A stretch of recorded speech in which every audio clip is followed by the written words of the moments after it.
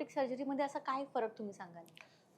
So normal सर्जरीमध्ये आता जर मी replacement म्हणायचं तर नी रिप्लेसमेंट हे म्हणजे काय? नी रिप्लेसमेंट म्हणजे मी काय गुडघा काढून तो गुडघा टाकत नाही. प्रत्येकाला हे हां. वाटतं, बऱ्याच जणांना हे सो वाटतं. तसं नसतं ते.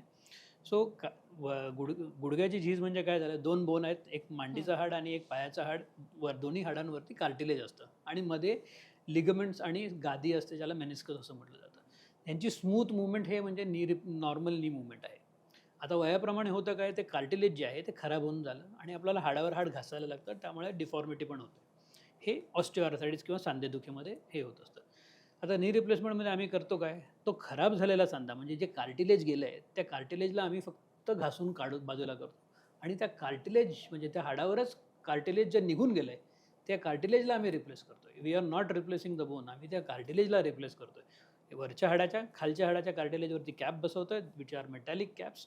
ते वेगवेगळ्या मटेरियलचे असतात. Cobalt, chrome, titanium, niobium nitrate हे वेगळे मटेरियल्स असतात आणि मध्ये एक पॉलिइथिलीन स्पेसर येतो. ते करताना आम्ही गुडघा जो बेंड झालेला आहे, हे हं. झालेलं आहे, त्याला सरळ केलं जातं आणि लिगामेंट्सला बॅलन्स केलं जातं. त्याला नी रिप्लेसमेंट म्हणतात.